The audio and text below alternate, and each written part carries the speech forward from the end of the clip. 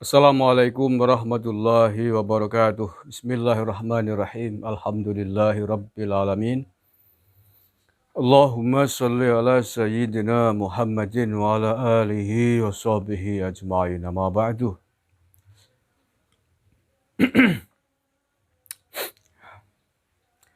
Saudara-saudaraku sebangsa setanah air yang saya cintai, saya banggakan. Beberapa waktu yang lalu saya pernah membuat vlog mengingatkan kepada para YouTuber misteri. YouTuber yang konten-kontennya terkait dengan hal-hal gaib, khususnya yang sering menampilkan pertarungan dengan dukun santet dan sejenisnya lah ya. Hal itu saya sampaikan karena saya melihat banyak YouTuber muda yang nampaknya belum paham tentang dunia hukum. YouTuber di bidang ini, bidang persantetan begitu ya, dan sejenisnya ini, yang tidak bisa membedakan mana tontonan settingan atau bentuk film gitu ya, mana yang real. Para YouTuber ini kelihatan sekali mengejar rating, mengejar viewer, tetapi tidak menjelaskan tentang tayangannya.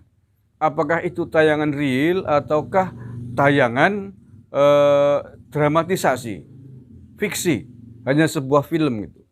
Ini berbahaya terkait dengan dunia hukum.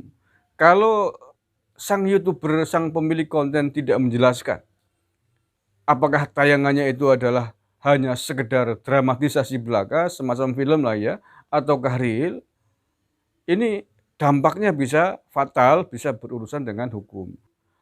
Contohnya begini, ada seorang YouTuber yang gelut dengan rombongan dukun santet. Dar sampai berdarah-darah, mengeluarkan darah, diculik sampai 2-3 hari. Lah ini kan mengkhawatirkan. Sementara tayangan itu diunggah secara live, artinya seolah-olah real. Tentu saja ini mengkhawatirkan bagi para penonton, karena mereka tahunya ini adalah real, disiarkan secara live. Masa iya ada di dunia di negara hukum semacam ini ada orang gelut dar dedor berdarah-darah, diseret-seret, tidak melibatkan aparat kepolisian, tidak ada unggahan berikutnya tentang peran warga masyarakat sekitar, tentang turut campurnya aparat kepolisian untuk menangani hal itu.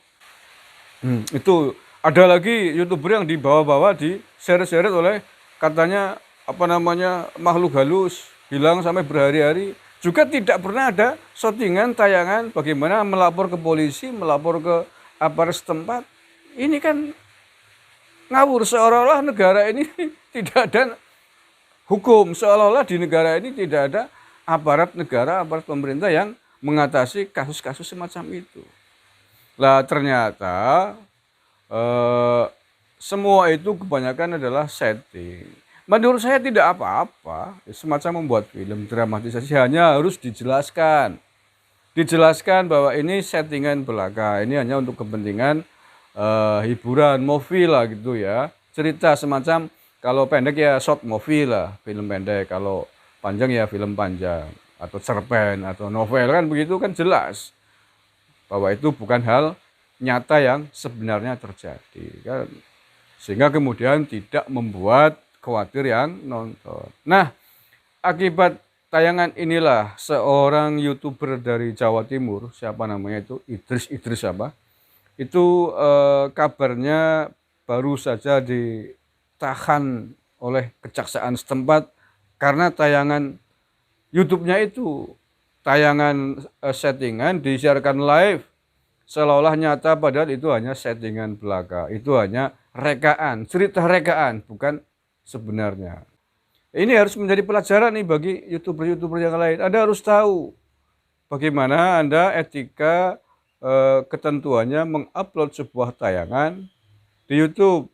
Bukan hanya persoalan pedoman komunitas YouTube, tapi juga bagaimana menyangkut tentang peraturan ketentuan hukum yang ada terkait tayangan Anda. Anda nggak usah jangan membohongi publik, jangan membohongi penonton seolah-olah real, seolah-olah nyata, ternyata itu bukan nyata, ternyata itu adalah rekayasa. Itu nggak boleh terjadi begitu. Dampaknya nanti serius kayak ini nih, kayak Idris ini. Hari ini ditahan di Kejaksaan Malang karena unggahan hoaxnya itu. Ya akhirnya kan hoax namanya. Orang taunya itu benar. Jadi itu video kasus ketika dia bertarung dengan dukun santet, kemudian ada suara tembakan, dia ditembak seolah-olah dan jatuh semaput dor gitu loh. Nah, penonton kan taunya itu real karena itu live gitu ya, itu disiarkan live. Taunya kenyataan kan khawatir. Loh masa ada kayak gitu-gitu kok nggak ada keterangan penjelasnya bahwa itu adalah dramatisasi. Baru saja ditembak semaput ada darahnya, besok lagi bikin konten lagi loh. Ini anak apa-apaan ini? Biar dikatakan sakti sekali apa gitu. Nah, akhirnya ada yang memprosesnya secara hukum karena itu hoax dan hari ini ditahan di Kejaksaan. Saya baca berita sekilasnya ya. Judulnya Gus Idris akhirnya ditahan terkait kasus hoax. Oke Zone nih. Hari Sabtu 23 Oktober 2021 hari ini berarti. Idris Almarbawi atau Gus Idris akhirnya ditahan Kejaksaan Negeri Kabupaten Malang, Jawa Timur. Penahanan Gus Idris ini setelah pengasuh pondok pesantren Ponpes Thoriqul Jannah Kecamatan Ngajum, Kabupaten Malang ditetapkan sebagai tersangka oleh kepolisian. Kepala Kejari Kabupaten Malang Edi Handoyo membenarkan penahanan Gus Idris yang tersangkut kasus informasi hoax. Menurutnya, penahanan Gus Idris telah dilakukan pada Kamis 21 Oktober 2021. Kemarin berarti ya, 2 hari yang lalu. Ditahan di Lapas Lokowaru. Ditahan sejak Kamis, artinya tidak boleh di rumah, asistennya ditahan juga. Penahanan ini merupakan rasa keadilan, kata Edi kepada awak media pada hari Sabtu dikutip oleh Quaison. Edi menambahkan bila asisten Gus Idris berinisial YF terlebih dahulu ditahan. Menyusul kemudian adalah Gus Idris yang ditahan selama 20 hari hingga berkasnya dilimpahkan ke pengadilan. Diberitakan Gus Idris dari Ponpes Thoriqul Jannah diduga tertembak saat berada di markas Nyi Ronggeng. Adegan Gus Idris tertembak ini terekam di video live YouTube di kanal pribadinya Gus Idris Official. Dari lokasi yang disebutkan di video yang dibuat pada 28 Februari 2021 itu berada di daerah Pacet, Kabupaten Mojokerto. Di video berdurasi 4 menit 14 detik tampak Gus Idris diduga mengalami tembakan oleh orang tak dikenal. Di video Gus Idris yang berjalan menuju mobil terkena dugaan tembakan hingga terkapar. Tampak video detik 56 terdengar suara letupan seperti suara tembakan. Tak berselang lama Gus Idris pun terkapar dengan mengalami luka di bagian dada kanan. Tampak dada kanan Gus Idris mengeluarkan darah.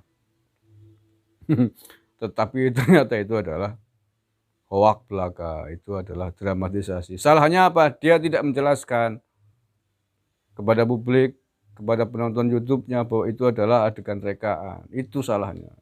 Hingga membuat khawatir para pemirsanya. Nah,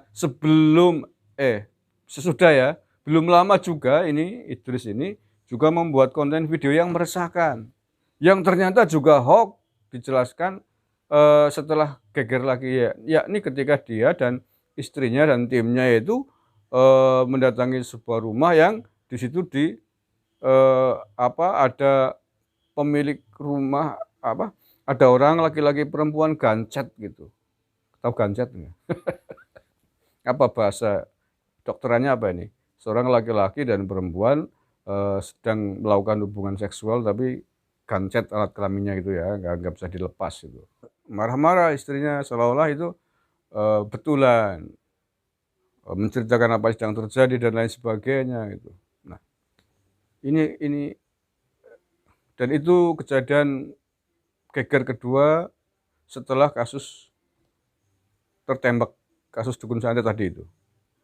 Dan saya sepakat bahwa ini harus diproses sesuai prosedur yang berlaku agar menjadi pelajaran bagi YouTuber-YouTuber lain ini. Ya, sekarang era YouTube ya, banyak anak-anak muda yang tidak tahu tentang hukum, ikut-ikutan bikin YouTube model beginian, tidak tahu delik-delik pidana, tidak tahu bagaimana tayangan yang boleh dan tidak. Ini berbahaya sekali ini.